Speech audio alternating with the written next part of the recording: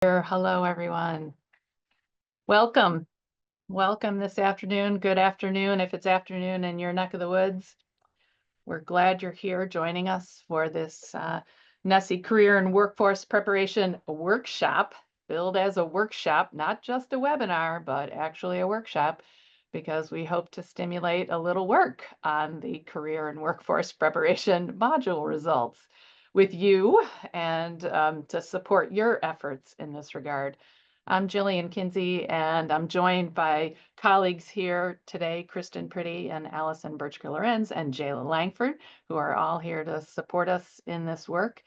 And I'm glad you're here because really, I know you didn't know this, but you really, we hope you will become the star of the show for workforce preparation and to think a little bit more about how we can stimulate use around this incredibly valuable, but yet to be fully demonstrated its absolute value on a campus. So we're really hopeful about the potential here and are excited about launching this work. I have a few more people to get in where I'm gonna, do a short intro here to make sure we're all in the same place. We had good reception for this workshop, and I hope that we can sustain our interest over some time here. We are imagining this work as a little bit of a phased project that we hope to undertake over the whole semester. We've envisioned it as a 3-part workshop, with this being the start. And we will also record so that if some people who were unable to join us can join at another time, that we are recording this. So I will just express right now that this is being recorded. So if you have any reservations about that, please let us know and we'll figure out how we might manage that. But we're really hoping to build a supportive community around this particular topical module and results. So we hope that people are willing to share and be present in this space. So with that, I'm gonna have to be the admitter here to the room. So pardon me as I get distracted by who's in the waiting area. But again, I'm really glad you're here, and we're going to get started. And Kristen is going to do a little screen sharing here, and we'll have to do the next slide, please, to get through these. But I want to set the tone first in this workshop by not only reminding us that we're here and we're, trying to really create a culture in this group, but we're really trying to bring people together to share what they're doing or where they're having frustrations, and trying to build a culture of data use on their campus, particularly around this topic. So with that, I want to invite you, you'll notice that this is organized as a Zoom meeting, not as a webinar, so we can see each other. You can unmute, and there are times when we will absolutely invite you to unmute and hope that you have something to offer or to ask. And we also want to take active use of the chat. So if you don't have the chat open in a separate window, I invite you to do that now so we can actually do something in chat in a moment here that I'll invite you to use the chat to do. But we'll also be sharing some resources via chat that we hope you can connect to again, further your work. And we also want to encourage you to ask each other questions. So we're trying to create some community in this space as well. So with that, Kristen, if you wouldn't mind going to the official agenda slide, that really is going to kind of walk through what we're going to accomplish today. And, we're trying to create a community. We'll do some introductions, then we'll make sure we're all squarely in the same headspace in terms of the module. And that is our common reason for being here together, is to talk a little bit about the career and workforce preparation module, and then try and focus some attention on using your results. So Kristen's going to walk us through some approaches to using your results. And then Allison's really going to get us into some interesting data exploration tips that I can't wait to expose you to and get your reaction to. And then we're going to give you some homework in hopes that you can actually take some of the things we're sharing here today to do your own next steps and to work towards planning this. I want to acknowledge here that we are doing this workshop with support from Lumina Foundation. And when I say support, I mean some modest financial support, but actually with their blessing and significant interest. And I just want to say a little bit about what their interest is in this work. Their interest is in what is being called data-informed career advancement. So really trying to help institutions use data that is either at their disposal already through a variety of different means that actually we probably won't get to the very end, but that is available to you about career education and students' preparation for career, but how you can specifically use data from students. So in this case, the Career Workforce Preparation module to inform your career education efforts. So that's Lumina's interest. But one of the things that they indicated a lack of information about is real on the ground application information about how campuses think about and use the results they have around career education, and particularly students' impressions and perceptions and behaviors related to their own career preparation. So we're going to try and learn a little bit from you as well as we go through this to help inform some of Lumina's interest on this, with the ultimate hope of perhaps hosting a convening or bringing people together to support your work around this. So we're still in the learning phase of this this collaboration with Lumina, but we want to make sure that you're aware that there is larger interest and perhaps some funding available to help move this effort forward. So again, next slide, Kristen, we're trying to accomplish several things through this. I mentioned or trying to communicate this really is a working group. So our goal is to create and foster a working group of people interested in career education, preparation, and understanding students' experience. We hope this is collaborative among us, among you, the participants here. Perhaps it will help foster collaboration on your own campus.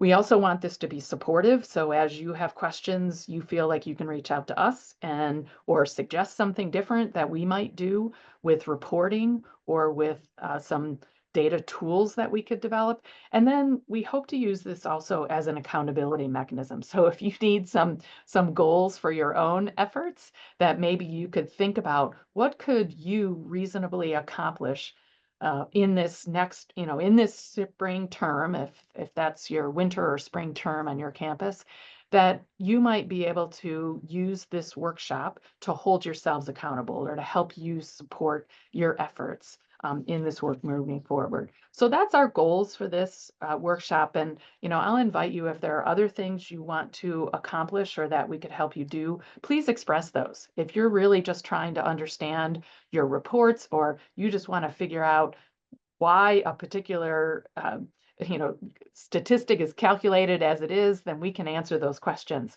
But we're really trying to support the wider community interests.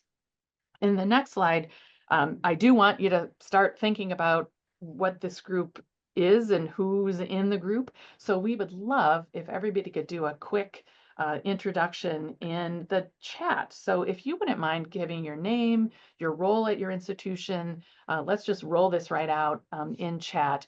And if you have a particular interest in what brings you to the workshop, please go ahead and express that. Is there something that you're really trying to do or get out of this session today? We're going to give some few moments here for this to kind of cascade.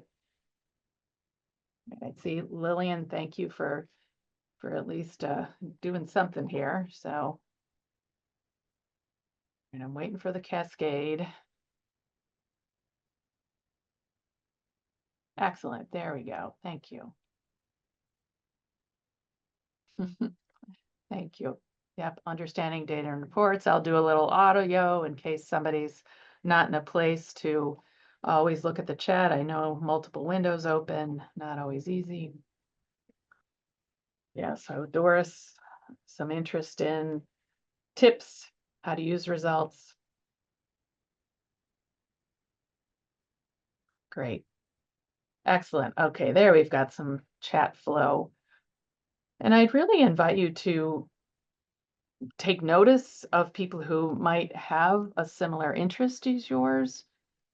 Maybe somebody else who's also, uh, thinking about, it looks like there's some general sense of how to use the data is always good.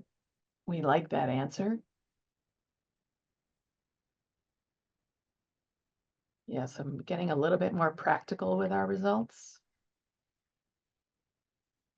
Yep, and some of you are on just to say hi and make sure that you can get the recording. That's great too. Okay, so I see some specific interest in assessment and accreditation. Excellent. Good. Anything else, Kristen or Allison, that you're noticing or want to comment on? Or if anyone else wants to comment, I believe you can actually unmute your own mics, but if not, you can give me the signal and ask to unmute. Anybody want to try out the mics here?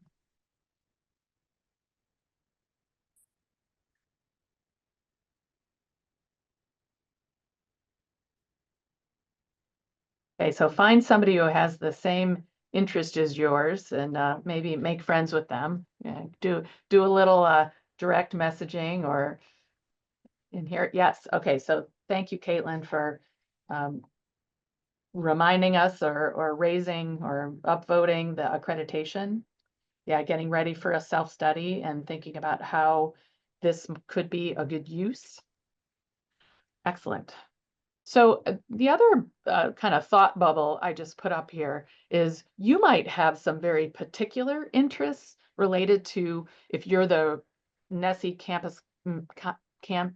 campus project manager and you're actually getting the results, or maybe you're working in institutional research, you might have some very particular interests related to this session. But I would always invite you to just tack back to what do you think your institution's interest is in this topic? So taking a slightly wider lens to this topic, is there something that's going on at your institution right now related to career and workforce education or preparation that you might want to just keep tabs on? So maybe this is just a little reminder to keep tabs on this, or if you're not sure what your campus's interest is, you might ask around.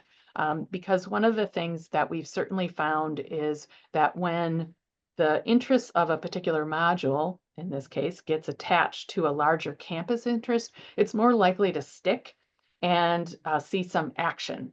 So I really hope that if you're not in touch with what the larger environment is on your campus, you can ask this question of others on your campus. And we can point you to some people for sure who might be able to reveal something like that if there is an interest on your campus, but certainly people in career advising, in career services, or in academic programs that you're familiar with a strong career orientation might have interests in this as well that you might ask around about.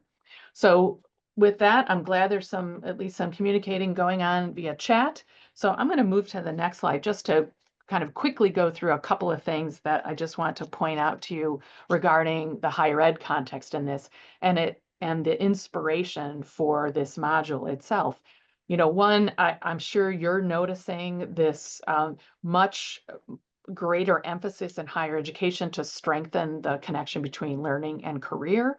And this phrase that's has been used probably since about 2018 about helping institutions be more career ready. So this is certainly one that has inspired our module creation and has I think, directed a lot more attention around this. In fact, for those of you who might have noticed, actually, NACE, the National Association of Career and Employers, has put out a publication in conjunction with AAC&U that Ashley Finley and some other colleagues collaborated on, that's all about career readiness in faculty. And I'll drop that in the chat in a moment here when I have a second to go back to my online links here. But it's a really, I think, useful orientation to this work around institutions being more career ready. In the next slide, I'm going to go through kind of 4 larger buckets of the interest in career preparation and undergraduate education. And Kristen, if you wouldn't mind going to the next one, I think we're seeing a real combination of rising students' expectations for college and career education, both information and demonstrated emphasis in the curriculum and in co-curriculum, and even something as explicit as tell me what my likelihood of employment or where I'm going to be employed afterwards. That's always been present, but I think it's actually on a pretty serious uprise. We also see that with families in the next bucket around this. Students are interested, families want greater assurances of placement rates and employability outcomes. We see state legislatures also communicating much more interest in this in terms of state level indicators of employability and career relevance of programs. And then, of course, there's always the employer audience that is both kind of placing pressure because they are underwhelmed by graduates' preparation or a lack of attention to career-related outcomes, or they are expressing very similar interest with what colleges and universities are indicating they're focused on with outcomes. So I think we both see a convergence there around common outcomes, but also some gaps with whether students are adequately prepared. And I think this is all within the context of serious attention to alternative credentials. So I just want to, situate some of the career and workforce module in this context. There is no denying that we need more information about the kind of career and workforce preparation experiences that students have. So these process measures that we need to have, in addition to having more information about students' career outcomes. We saw that certainly with the press on gainful employment as one dimension of career outcomes. But I think the emphasis now is appropriately focused on, well, what do we know about students' experiences in this work? So this idea of what's students' engagement in career education while they're in college, and what do we know about that? And how can we use that information to help us? So that led us right into the development of the career and workforce preparation module. And I know this is our common ground for doing this work. So we partnered at the time, now actually 2020, with Strata Education Network to create this career and workforce preparation module that's now run for 4 years. And this was really spawned by this growing interest in students' preparation. What happens in college? What kind of experiences do they have? So that's how we got to the module. I know you're all, familiar with it. If you're not familiar with it, you will be very familiar with it by the end of this workshop. And, that's how we got into this game. And I want to pause there just in case there are any questions about the module development itself. And if there is anything that you just want to raise about the module, I know, we always want to go back to the code book, and I see Jill has already dropped that in the code book. If you don't have that up, I think that's a wonderful, very important resource as we go through the rest of this. I also probably should have said this at the beginning. I sure hope you have your results, at the ready too, so that when we talk about results, you can explore your own. So any questions about the module development or how we got here? Either in chat or please just feel free to open your mics.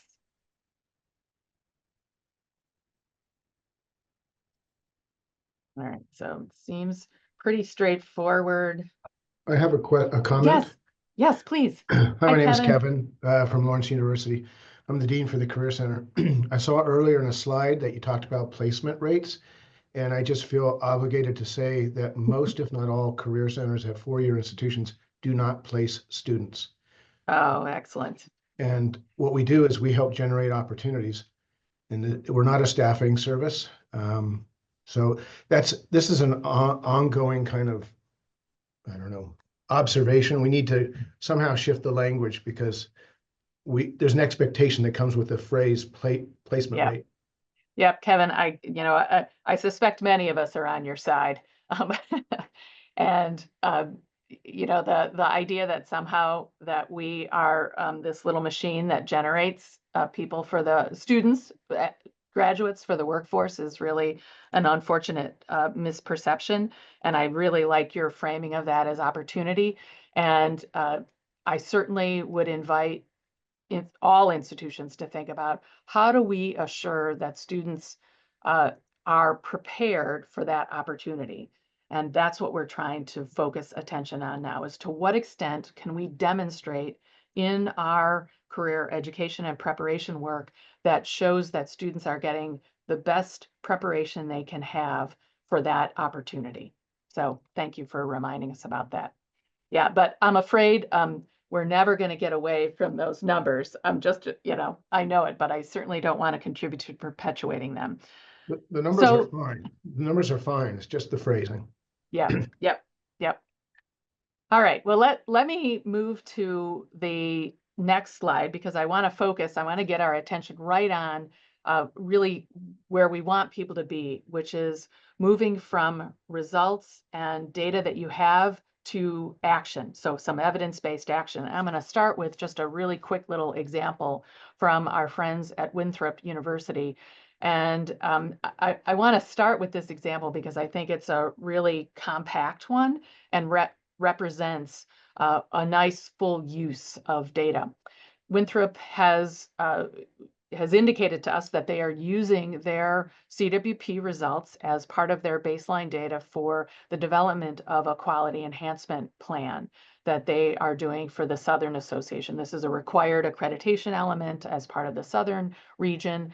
And they are also then, so they're not only using the results to inform what they're doing around this, what they call flight ready. And it's really about enhancing career readiness through the first year and involving alumni in that. And then they're proposing to use the module as an assessment measure as they continue to scale their quality enhancement program. So it's a very nice example of the use of the module. Now they're using some other information as well associated with their quality enhancement plan, but it's a nice example of results that will inform an initiative, the design of an initiative, and then the results will continue to provide an assessment tool. Now, there are lots of other ways that we've asked people at institutions about what they're doing, and I just want to flash a few of these up here just to kind of demonstrate what is possible. The one example that we have from lots of places, and several of you actually asked about this or requested it or requested help about this when you registered for this session, is how might we be better about sharing results in dashboards with other units that might be interested in this, maybe with advising services or with centers for application or learning, applied learning and engaged learning, or career services units. How might we share results? I would consider that action on data is at least at the sharing stage, that there are other audiences on your campus that ought to be interested in these results.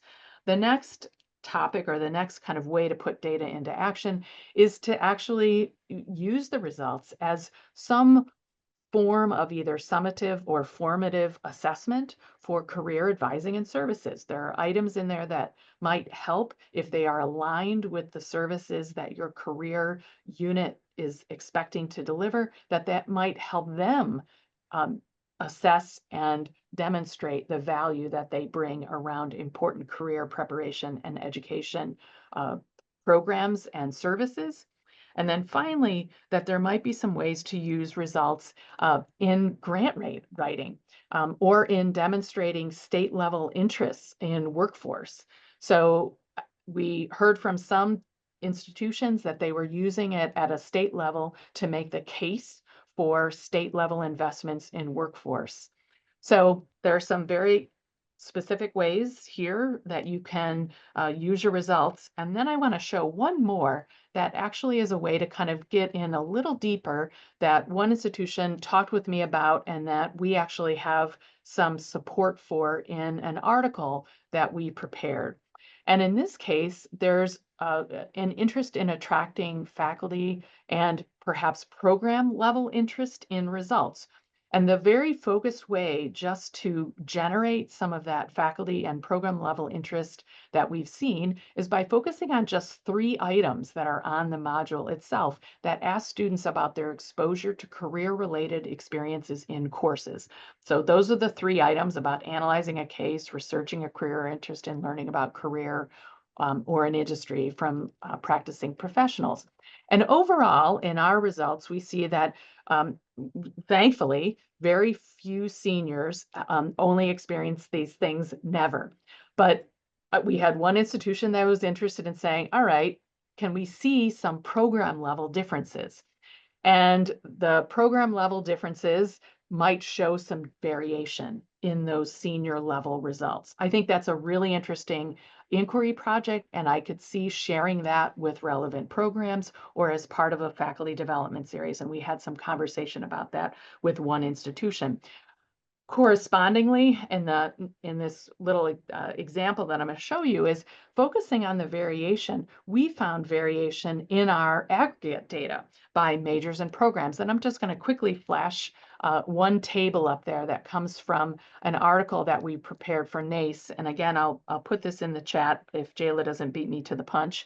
But this is an article that shows the variation by major field categories in the percent of students, in this case seniors, who indicate that they have those career-related experiences. And I know this is small and maybe you can't read the numbers, and that's not the point, but the point is to really illustrate that there is variation, and this might be a way in to results. And I think when I talked about this with an institution that expressed interest in getting at more faculty or program level results, I think this is a way to draw some people in to think about what do we know about career-related experiences in courses at the program or major field level. So just a couple of things to try and stimulate or whet your appetite around some avenues to perhaps pursue both what institutions are doing and what we see as some potential. So I'm going to pause there and Jillian, I'm going to pop in and point out something in the chat. Yes, Kristen, can you go back a slide? Leah outed herself as being part of the Flight Ready project. Oh, if you want excellent. to revisit that. Yeah, Leah, anything that you want to express. Thank you for being here if you're willing to give a verbal here. Yes, so I became kind of the overseer of this implementation about 2 years ago. And so during the development phase of the QBP, they very much use this sort of baseline data to be able to kind of completely fill out what our thought was for enhancing career readiness through those 3 initiatives. And so we are currently right now in year 3, and we are getting ready to actually run this module again this spring in the next few weeks. And so I'm looking forward to learning all the, standard practices on how to actually complete this, but then also delving into the data once I have it. Oh boy, Leah, we can't wait to invite your full sharing on that. Excellent. Well, congratulations on getting that far too.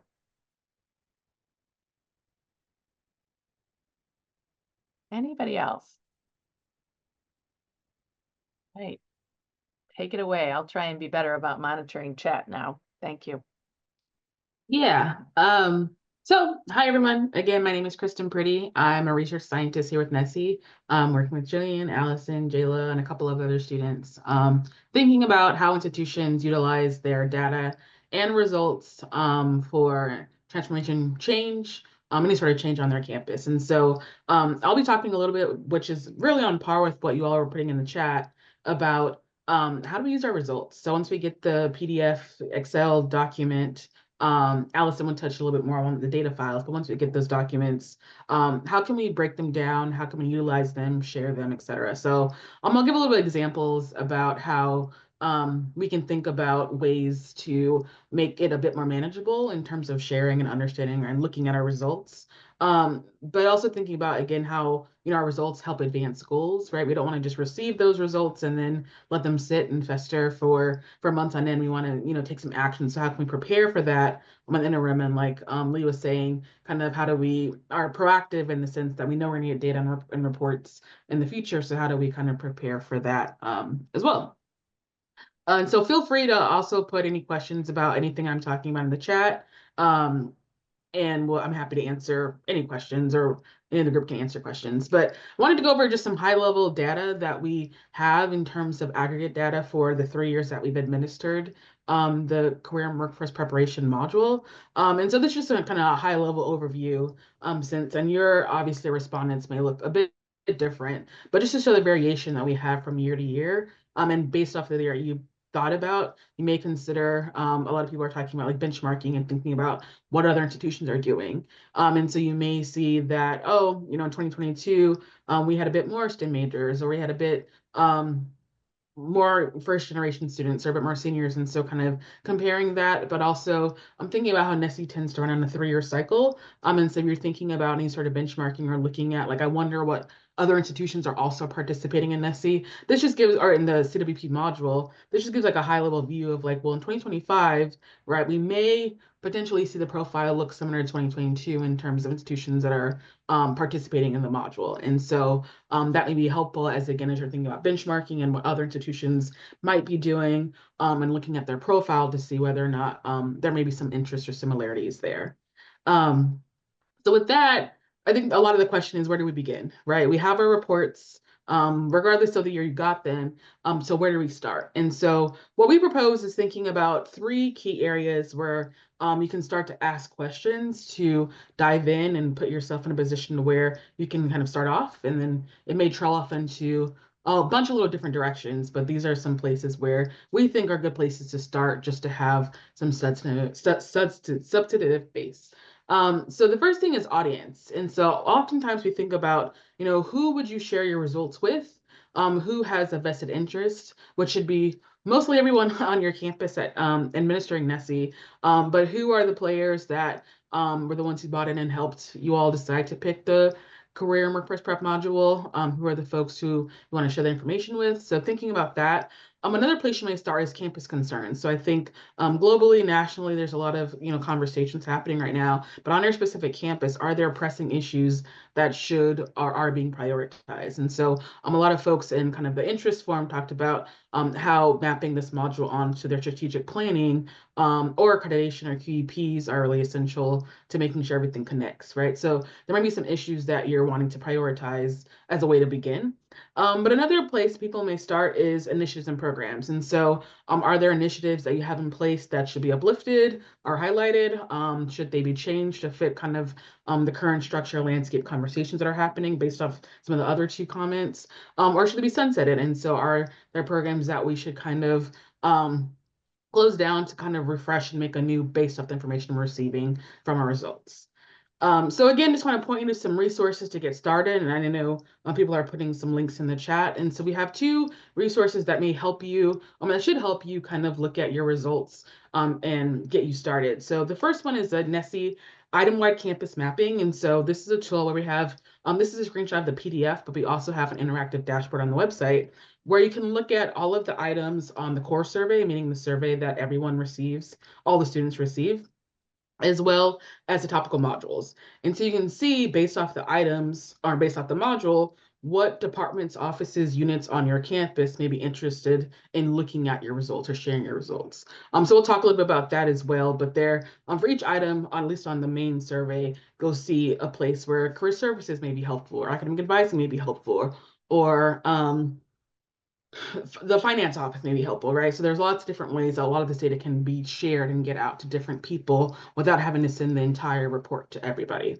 And the next one we talked about a little bit before is the data code books. And so if you're looking at your reports, if you're also looking at your data file and you're kind of confused how everything maps together, the code books are really nice ways to put all information into one file. So you can see, the question that was asked, what response options people received, the items that were used, and in the brackets, the kind of variable name that will be correspondent to the data. So those may be some places to help you get started to have those resources together. You may also want to share those resources with people if you're sending out the data or results to them and they're not sure what they're looking at. These are good places to help kind of get everyone on the same page.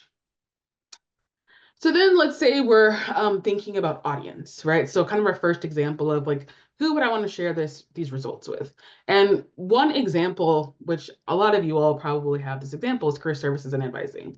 So thinking about, how can the data that we collected from your first and fourth year students or whoever students' populations are can help career services. And so we think about this example, and this is again aggregate data for all of the students who participated in the module for the past 3 years, but you can kind of use this to see how your data falls in your own results and then kind of come to some conclusions and ask some different questions from there, right? So the question was, to what extent have the following influenced your career plans? And so, we're thinking about interaction with advisors, success coaches, and career services staff. And so we see in the green box in the middle, around 27-28% of students in all 3 years, it's not broken up by first year, senior, so just general capsulation of this, responded some, right? So consistently interaction with advisors, success coaches, career staff are helping some, right? They're not helping very much, but they're not at all, right? They're helping in some ways. And so are you seeing a similar result in your own results? And so if you have it pulled up, or if you want to pull it up later, this maybe is a case to see kind of like where you all are comparing or fitting based off of kind of the national or aggregate, right? But then we start to ask some different or more pointed questions. So how can this information help improve the usefulness of interactions? So is this a concern, right? So some people may say, oh, we just hired, a bunch of academic advisors and success coaches. We're building out this career services arm. So I'm worried that they're actually not, students aren't actually not finding them helpful, right? So how can we build out some sort of success plan or transition plan to make sure that this is improved as the next time you want to administer these items to see as an evaluative tool and see if those practices are working. Or you may see, we've had some issues with advisors and success coaches and the staff. We've had issues with retaining staff.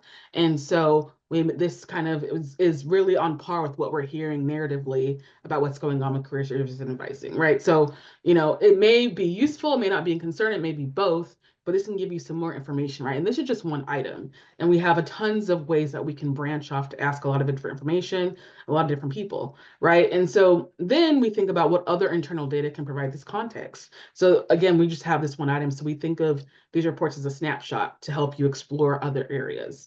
So do you have attendance data? Is there data that's collected about how many times students see academic advising services, or how many times students see career services? And then people have a lot of swipe data. Are there interaction evaluations? And so are there any sort of evaluative measures that you have in place to check and see how students are viewing their interactions with their advisors or career services staff, making sure that they're beneficial?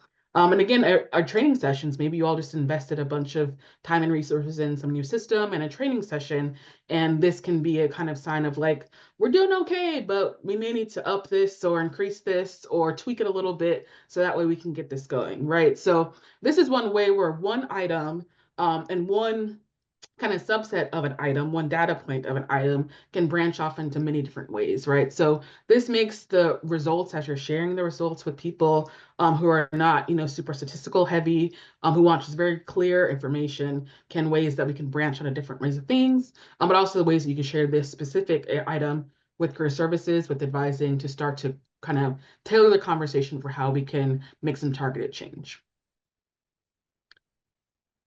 So then the next group that you may be thinking about in audience is employers and organization partners, right? So this doesn't say that, again, kind of what someone was saying before, not necessarily a pipeline, but you may have some organizations, employers that you're working with in terms of career fairs and workshops and just making sure students are connected to those kind of resources, right? So we have this question. This screenshot actually comes from the report. So this is what you will see in that career and workforce preparation module report. But we're trying to focus on the first bluish box, because this item also is very telling. So for this item, we're looking at to what extent have the following influenced your career plan. So career fairs, workshops, course-based exploration of career options. So it can be some sort of combination of the three for different students. So for seniors, specifically, this was responses for seniors from an anonymous school. Majority of students found career fairs, workshops to be fairly low influence. Very some, little, not at all, right? And so that kind of points to the question of saying, okay, so if we let's say we have your institution has 4 career fairs or workshops a semester, right? But students at the senior level are not finding them to be particularly influential in their career plans, but your intended outcome is that they should be kind of the bread and butter or a main component or a key ingredient to career plans. There's some sort of disconnect happening, right? So then that begs the question of what's the intended outcome of these workshops and career fairs versus the actual outcome of these career fairs and workshops. And so this, again, kind of starts to get your gear going where one snapshot of information can give you a bunch of little clues into how to dig in deep and figure out some other stuff. So you may want to say, let's take this screenshot or this data point and share it with employers and partners, right? So if we're working with a lot of maybe STEM employers or something, we want to say, hey, we're seeing some disconnect between the career fairs that we're posting and you have a presence there. Are there other ways we're thinking about engaging people before they get to senior year or during their senior year, thinking about more how we can engage them so that these resources that we're putting out and putting on are being a bit more influential and helpful for seniors. And so we can kind of change the needle, move the needle in a different direction. Are there any questions so far? Any comments? I can't see the chats. I'm sharing the screen. So is there anything folks are biting on? I'll keep going, but feel free to add any questions, comments in the chats. If there's anything that's unclear, going on this pretty quickly, but again, we can get more detailed if anybody needs it. So the next thing we may think about is a pressing issue. And so what, again, we have our audience, and I gave some examples for audience, so where you may, pick in maybe relevant stakeholders, maybe alumni, maybe philanthropy, maybe all these different places, right? But you also may pair that or choose to prioritize a pressing issue. So for this example, I chose the relevance of learning to career plans. I think this is a big conversation about the value of higher education going on nationally in a lot of different realms. And so these are ways where we can maybe take this bigger issue and bring it down to some bite-sized information to be able to deliver and share with some different people, right? So what you may consider is creating a package of items. So you're not necessarily sharing the whole PDF report or the Excel report that we've sent you all to send to someone else and say, here, look at it, tell me your thoughts, right? You may create like a little suite or a little package of items to be able to share and package well, so that way you can kind of administer this as well. So I chose a couple of key items, and these correspond to what you'll see on the code book, which you should have some sort of link for. But for example, we have the items, 1B, learning is relevant to career plans. That may be a really important conversation, think about or answer to understand relevance of learning to career plans. But we also have 2E, right? Our internships, co-op experiences, field experience, how much are those influential to career plans? That may be something influential as well. 4E would be connected learning to impact community and society. So how much do they think that their learning that they are doing related to their career plans are going to have a large impact than themselves?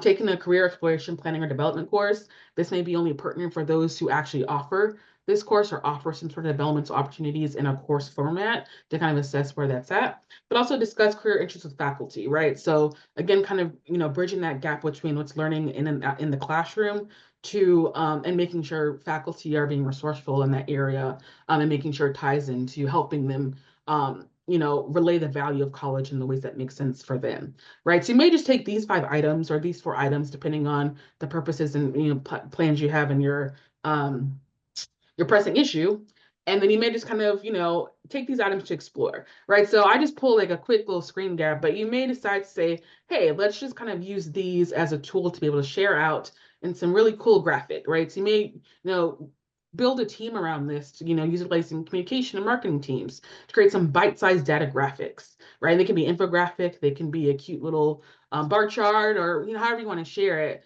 But that way, again, it's a bit more tangible for people who may not be super deep and woven into the data and can explore some of these, again, pressing issues in some bite-sized information. So that may be also another way to explore some issues as well.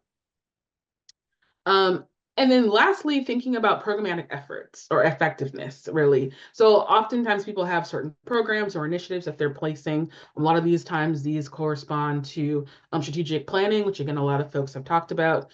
Sometimes these also respond to accreditation efforts. And so this is just one question, right? So this is question 5, which someone actually talked about the done or in progress, but asking about like what students have done, not done, plan to do, or done or in progress, right? So I just chose 4, that may be something that your program does, right? So you may have a program that puts on panel workshops and talks. You may have a program that allows people to interview or shadow different people. Your program may help people participate in co-curricular activities, or maybe tied to some sort of club or program, or et cetera.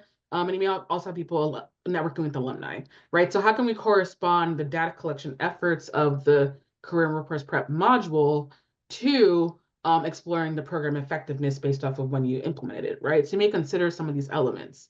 Consider using, again, this item 5 to connect to evaluative tools of the program.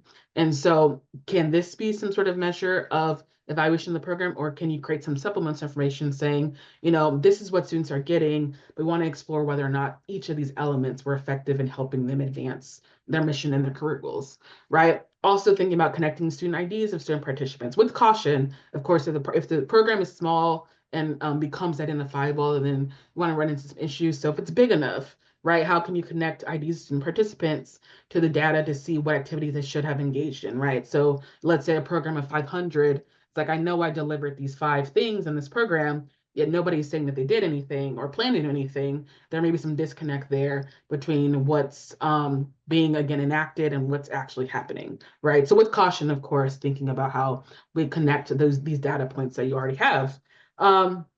Consider aligning timing of programmatic elements with CWP administration, right? So we administer NSSE in the spring, right? So what happens if a lot of that programmatic elements, all these different things start to happen and really rev up in the fall and, a little bit in the spring? So how can CWP come in a perfect time to really examine the ways that your program efforts have been working?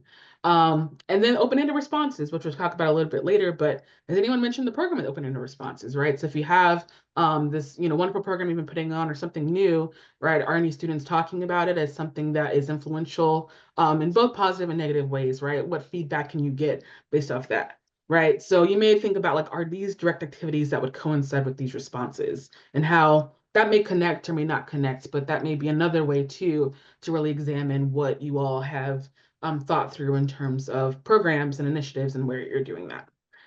So are there any questions? I don't see any in the chat. Yeah, Kristen, I just want to amplify this one. I think this is a really interesting one to focus on. And, Kristen's just identified 4 kind of program examples that we're probably familiar with. But I could see if you're really trying to make some investments, for example, in networking with alumni, and if this item on your results were particularly low, it might help you make the case for developing or investing in a program that involved alumni and professionals in a particular field. So I think there are lots of ways to use these results to make the case for something, or to perhaps point out where something may not be penetrating at the level that you imagined and might suggest a need for more promotion or more common communication about what this program is designed to do. Or it could, as Kristen's suggesting, just demonstrate, okay, this is working. Students are attending talks at this level that we imagined. So I think there's some really important confirmation or perhaps exposing where there might be some soft spots in programming. Yeah, and so I think, kind of to wrap this section up too, just thinking about, again, you're giving a big report, right? Obviously the module report is not the only report. If you did another module of that report, all of the things that come in the standard reporting. And so it can be a lot to digest for the person who's receiving it, but also the person who has to figure out how to share it. And so I intentionally chose one question or a subset of questions that you can kind of tease out based off of your interests, based off your audience, based off your concerns to really, again, create some bite-sized digestible information that you can share out to folks and then generate some really good conversation around it. Again, we could probably create 40 questions based off just this bar graph alone, right? So there are ways that this is expansive beyond just the elements of the module. And I think that's hopefully what you all are getting to. But in the next section, we also will get into, again, like, what if this is enough? What if the results aren't giving what I need and I want to dig a little deeper? So with that, we actually are going to go ahead and take a little break because it's been about 50 minutes. So feel free to, ask some questions and stuff. We'll come back at 2 o'clock Eastern time, so in about 9 minutes. Is that cool, team? Yeah, so come back in about 9 minutes, right on the hour, and then we'll get going with some more data exploration tips. And we're here to answer questions. So I'm going to be here monitoring the chat. So we thought this would be a good time for both a real stretch, stand-up stretch, or a necessary break, or just to kind of communicate your thoughts via the chat.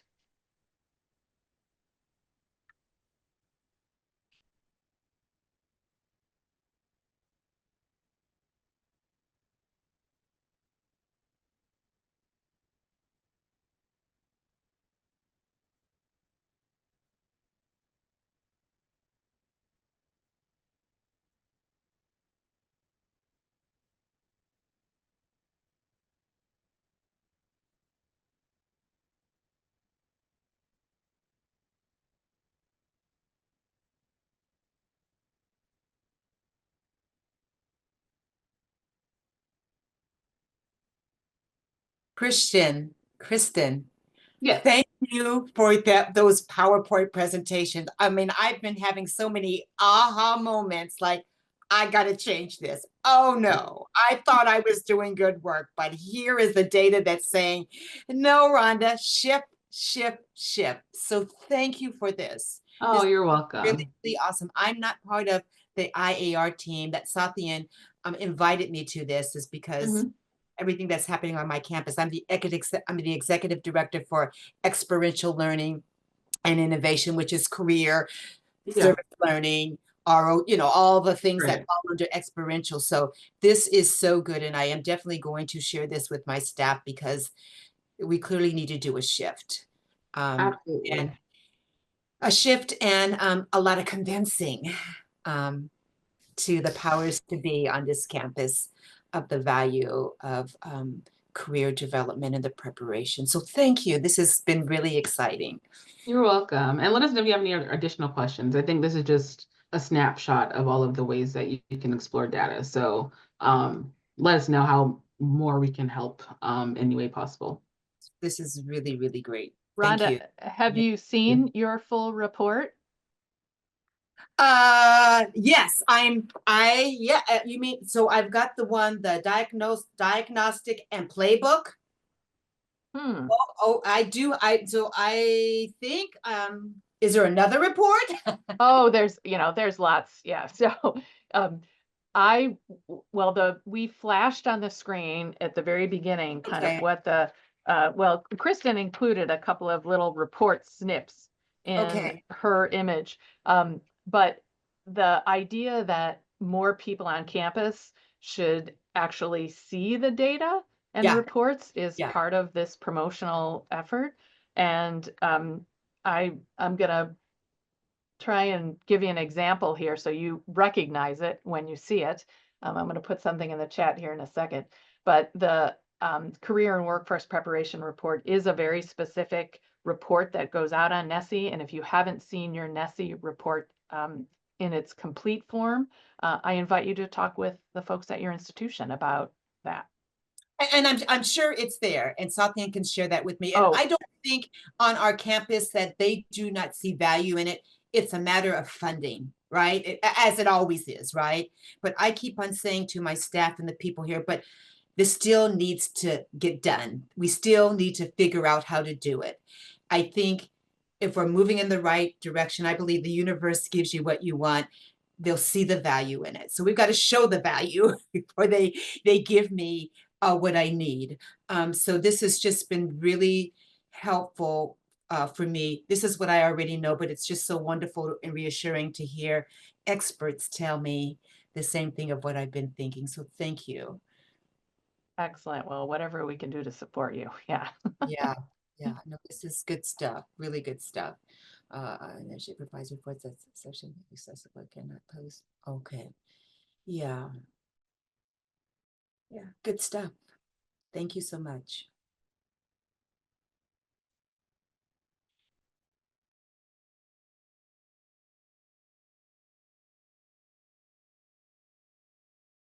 We'll come back in a few minutes. I hope everybody's taking a stretch.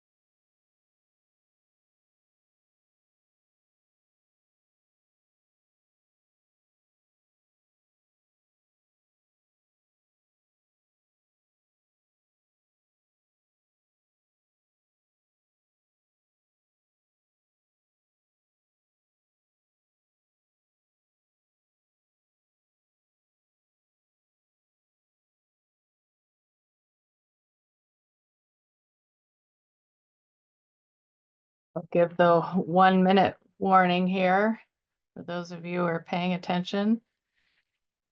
We'll be back in 1 minute.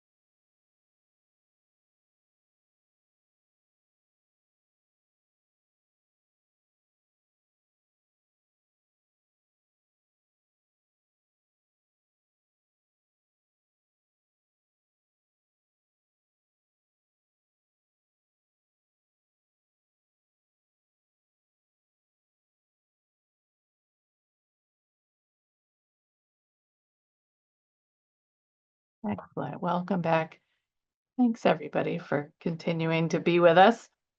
We thought it was important to take a little stand-up stretch or necessary break, but I think we're ready to get started. Allison, are you going to take it away from here and Kristen, if we could get the slides back up. I took them from Kristen, so You we took did a them. swap Excellent. over the break. Okay. And I do want to say I hope everybody's stretch didn't turn into a nap, but I wouldn't have blamed you. It's kind of dark and soggy out today. But I'm going to get in some kind of deeper digging into the data tips. And I do want to mention, since we're close to the end of this actually, that although we've called this a workshop, so far we've said a lot at you. But we're hoping that these are just ideas to get you started so that you can go back, do a little work in the next 4 weeks, and then when you come back, we will fully be able to help you through any issues you have or celebrate any successes that you had or help you get to your next steps. But we needed to make sure everyone was on the same page and getting started. So please, in future workshops with us, do come prepared to discuss some of what you've done, because we will not be filling the space with our own words. But that does get us to me talking at you for a little bit. I'm going to talk about ways that our data is going to be useful for you. And it was hard not knowing like where everybody's at. Have you looked at your data? Have you even opened the file before? So my tips are pretty basic starter things, and we can talk in more detail about any of them that anyone has an interest or a question about. But I just wanted to start with asking the kinds of questions that I think NSSE is really good at answering. And Kristen's were pulling from the reports. And those are this first kind. The reports are great at helping answer these what is questions, a bit existential feeling, but what is the frequency of student participation in this or that, or how much do students feel supported in this way or that way? Those are great starter places in the report. But if you want to do a little bit more, like relating one thing to another thing, or looking at those what is questions by different subgroups, you're going to have to dig into your data a little bit because the reports aren't going to be as useful for that. But that's where our tips here can come in and help you. So if you're looking for more relational questions or wanting to disaggregate in different ways, we can attack your data file. Allison, are you advancing slides? I think so. Am I not? Am I not sharing? I'm only seeing the main normal format slide, Oh, the title slide. well, we have some sort of issue then. Yep, sorry everybody, technical difficulty. I guess we should have practiced. Or I need to make Kristen take it back. And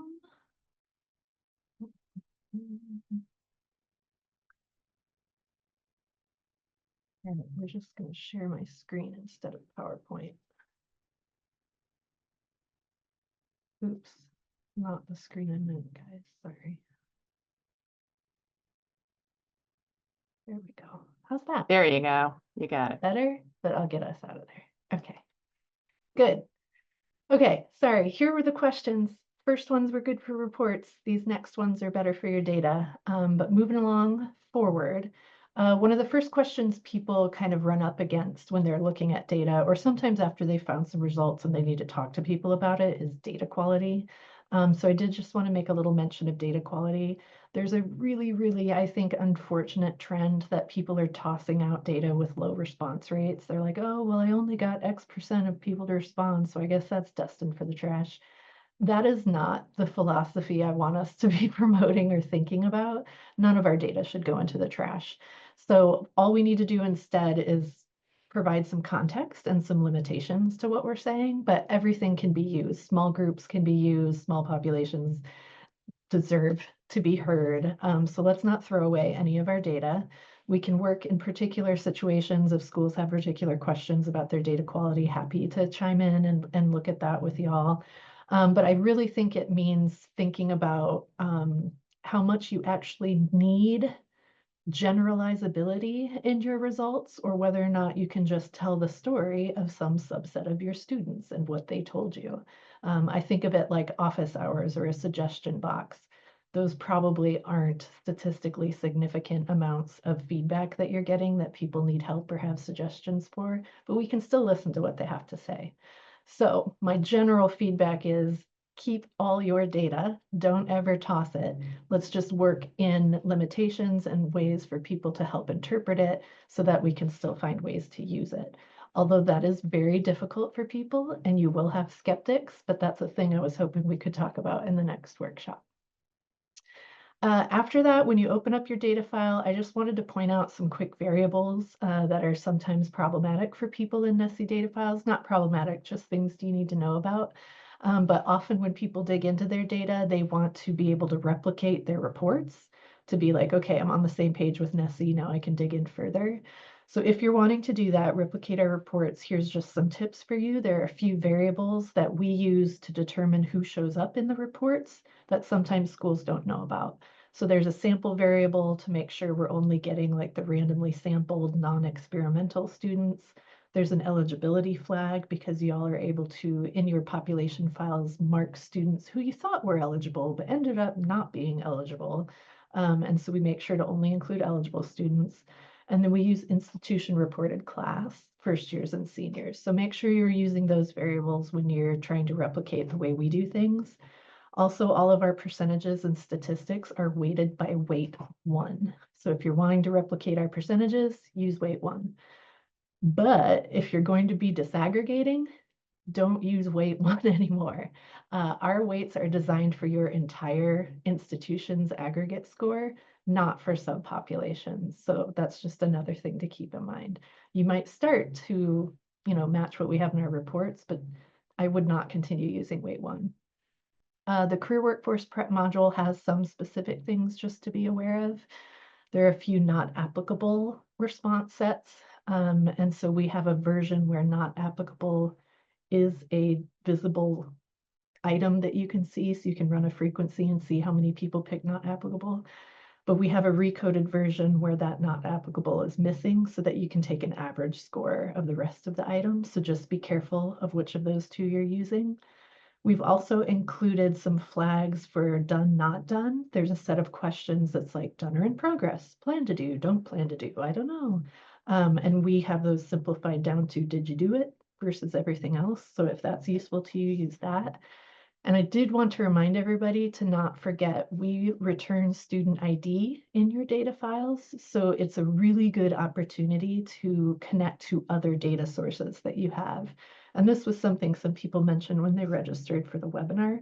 So I was hoping, I don't know if I can find my chat window, but I was hoping people would be willing to place into the chat some other data sets that they might be interested in merging in with this data that might be useful.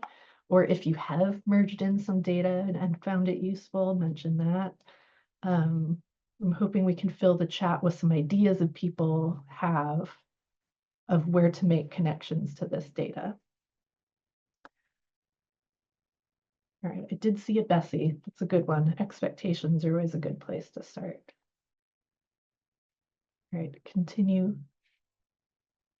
chatting. And maybe Jillian and Kristen, if you think of good ideas for people too, go ahead and pop those in. Okay, I'm going to move forward though to make sure we have enough time here. There's a lot of information here to promote the idea of disaggregation.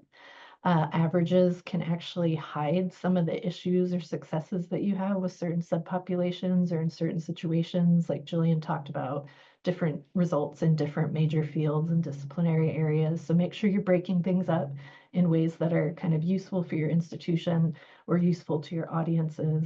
And sometimes it's easier to tackle something when you do have that more specific information. If you're like, oh, this is something we should talk to the College of Engineering about, that's easier than just this elusive, the institution's score. So thinking about that sort of aspect.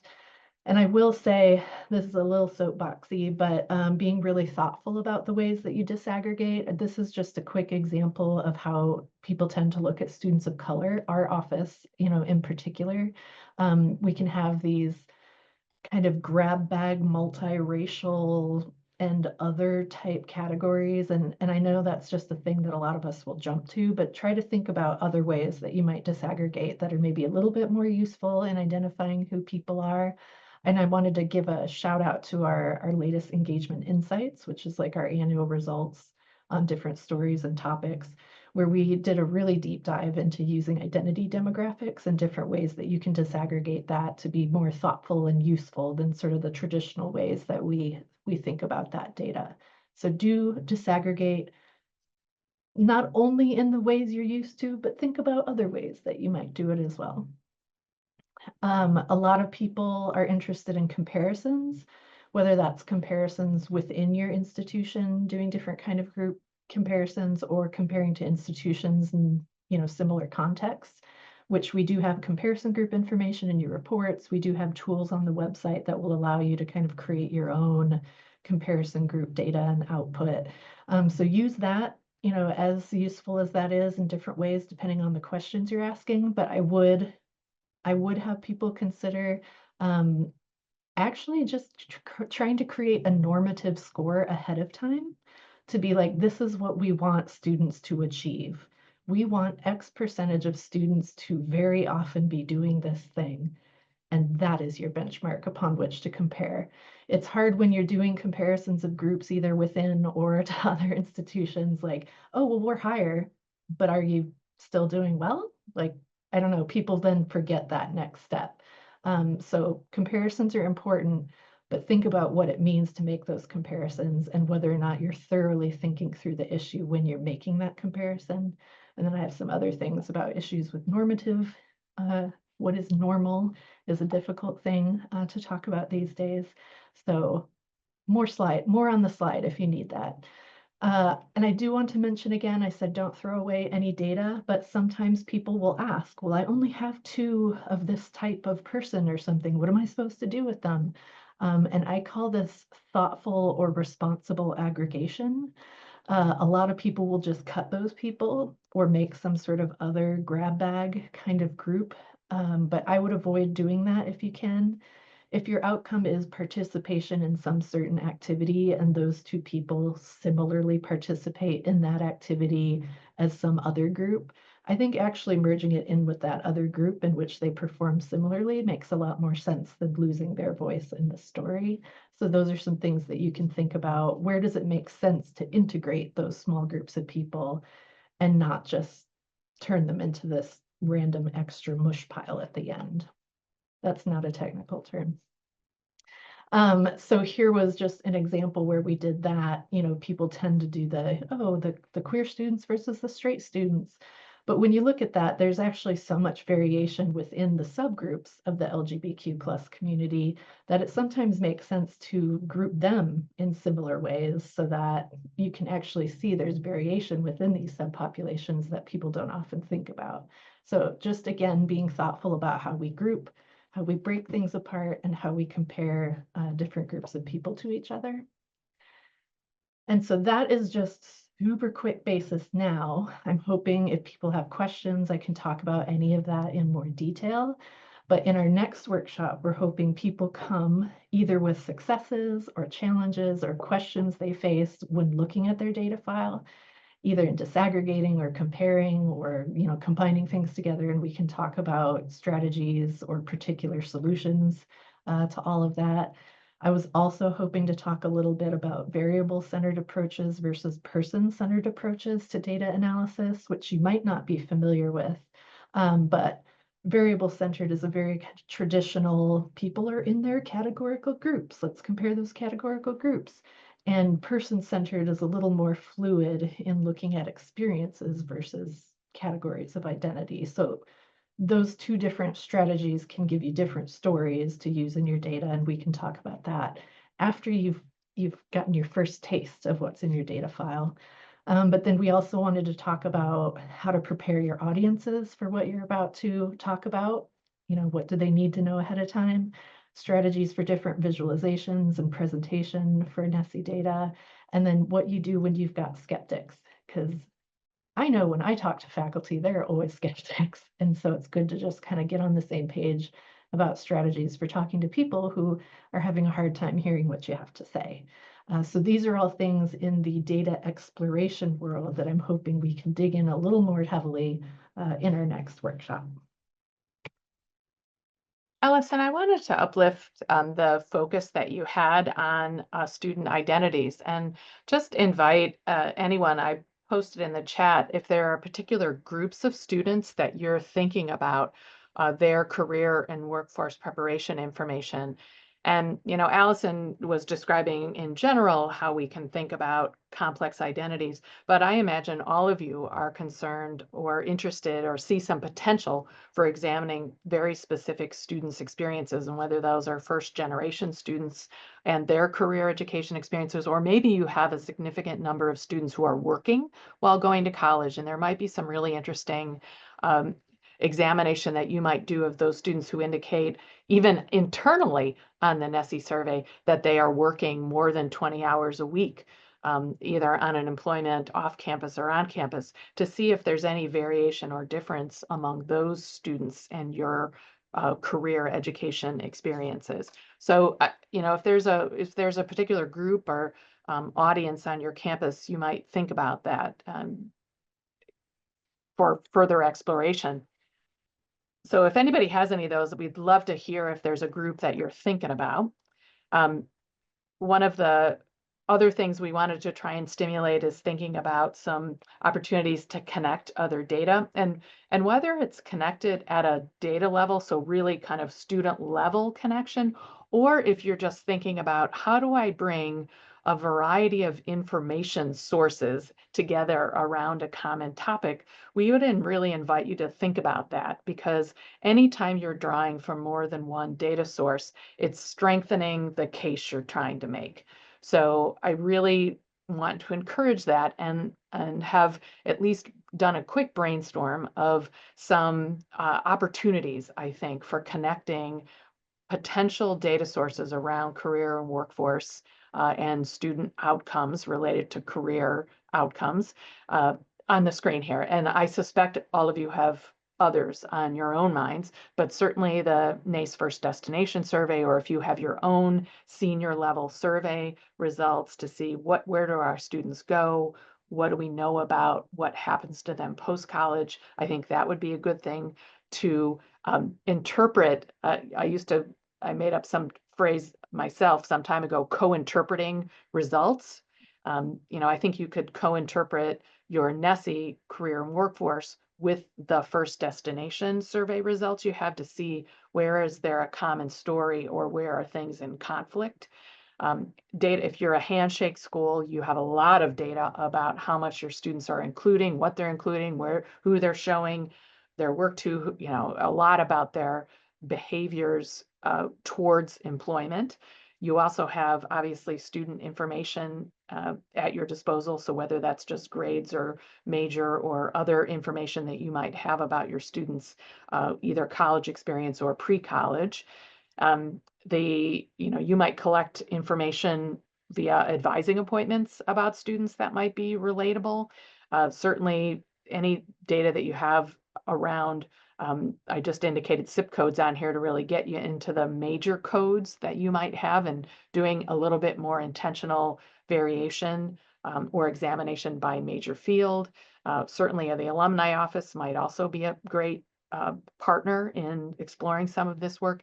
And then if any of you subscribe to Stepping Blocks, I know that's a popular service now that many institutions have bought into, that essentially scrapes the online profiles of students and borrows and pulls data from the National Center for Education Statistics and other labor governmental data. If that's still available today, they are scraping it and pulling that in to provide campuses with information about their students' experience post-college. So I think there's a lot of potential to bring this together. And going back to a slide I had at the very beginning, where I was talking about career education is both about processes and outcomes, that's a very important thing to match up here to the extent that you can. What do we know about our processes? The opportunities that I think Kevin was starting to hint us at is, how do we set students up so that they are involved in the right kinds of education and opportunities, so that they can be best equipped for the opportunities that allow them, and that they are then prepared for post-college outcomes. All right, so I'm hoping now that maybe we can do some chat or some other things on your mind now. Are there some other things that this has prompted some of you to think about? Either things you might want to do, or things that perhaps you want to put out there and ask how we might help you, or perhaps do a little crowdsourcing here, if anybody else has an experience with that.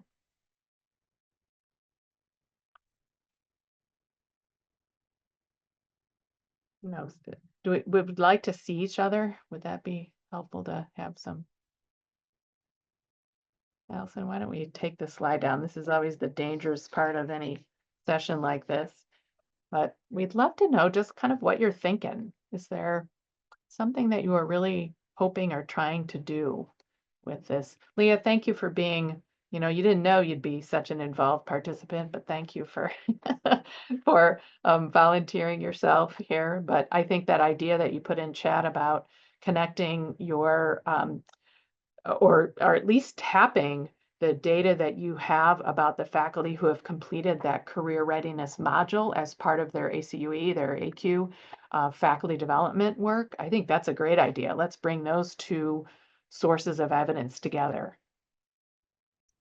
Yeah, we were just discussing that this morning, as that was not in the forefront of any of our, thoughts as we were just kind of designing and how we were going to move forward. But we do think that there is hopefully a correlation that would be positive enough that as, we kind of finish our QEP in the next 2 years, that would be that justification to keep those, trainings available to faculty as we continue to push towards that career ready. Yeah. So some kind of mutually enforcing information that as your faculty train up themselves on career readiness and the infusion of career readiness experiences, both in the courses and hopefully as they think about those within programs, that there's also a corresponding increase in what students are indicating they're having experiences in. So yeah, those things you both want to see rise, I suppose. Other thoughts, things you're thinking about. Anybody have another example of perhaps something that you got stuck on? Yeah, we're willing to help work through some puzzles here. That's the idea.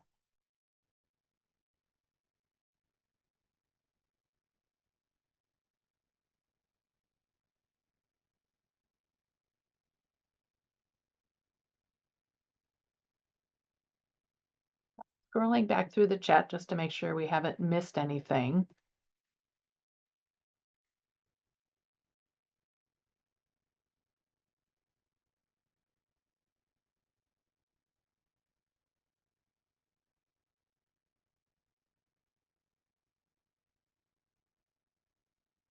Really, this is really testing my patience for silence in a teaching and learning space.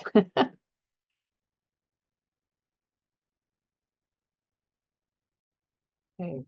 Well, we do have some things to think about. Sorry to do the slides up, slides down, slides up. So Allison, would you mind putting the last bit that we kind of envisioned as a little bit of homework moving forward? So we are, hoped this started to whet your appetite and perhaps got you to at least the invitation that we extended about this topic caused you to get back into your module results. So that was the initial hope, that it would prompt you to think about, have you accessed them? When was the last time you opened that folder? When was the last time you talked about them? So we certainly hope that that's been a little bit of a prompt, but we'd also encourage you to be a little bit more directive and perhaps action oriented with this, to think about what's your aim. What are you hoping to achieve with these results? And I think there's some real potential here, given, as Kristen mentioned, the strong interest, I think, nationally in assuring the value of higher education. And one way that is definitely expressed is through career outcomes and experiences. I know that's not the only value, but it is one of the values getting more attention right now. So I think there's a potential for support and funding and the need for developing a more explicit measure of that on campuses. So I'd invite you to really think about what might you be able to achieve with your career and workforce preparation data and results. And then to, think about it the other way of, are there potential friends, partners, audiences on your campus that you might reach out to maybe pose the invitation to them? How could these results help you do your work more effectively? And I think that would be a reasonable thing to inventory, to do a little self-inventory on that is, who might be interested in these results and how might I reach out? How might I, um, offer something to these audiences? And then I think there's, if you're still, kind of puzzling around with the data yourselves, or if you're one of the people who was recently invited to join your campus project manager in considering these results, maybe you just have some explicit questions about the data, directly, and you need to puzzle through some of those. So perhaps this is a time in the interim to really puzzle through some of those questions. And then, the other are really isolating questions. As we, I'm sure we illustrated here and perhaps overwhelmed you right at the get-go, is that there's a lot of questions on this set. It seems like a short module, but there's a lot of information there. And how might you focus some attention? I really appreciate how Kristen focused our attention on one item at a time even, and the value of those single items. And then expanded it to, I think, 4 items at one point, to really think about, are there some that deserve or have particular importance to you? And then finally, this last point that Allison, I think, really brought home was this idea of populations. Are there particular student populations that you might want to isolate their experiences and study those experiences explicitly? Maybe it's all first-year students, maybe it's all seniors, maybe it's first-generation students who work, students who come in with very low expectations for talking with people about career interests. Maybe you want to see how those students play out. So I think there's a lot of different ways to look at this. And we want to think about the next time that we can come together to do this. So in the next slide, we're kind of offering some tentative dates to think about when might we come together to do a workshop 2, where we do a little, we're going to follow up with you to, invite some specific focus for workshop 2 and to think about what's the right pacing of this. Is there a cadence to doing this work? And we were imagining that you might need some time to, gather yourself and think about, make some friends in other units on your campus to think about what might we do next. Maybe you'll share the recording or want to dig into it a little bit more. So we were thinking sometime around mid-March for another opportunity. And I think what we'll do is send out an invitation to you to pick or to make some choices about what would be best for your work. If anybody wants to express now, please feel free to weigh in on the chat. That's how you get what you want, is if you ask or say what's works best for you. So those are 2 dates we're thinking about. And I think we'll stop there if there are any other questions or concerns. Okay, thank you, Leo.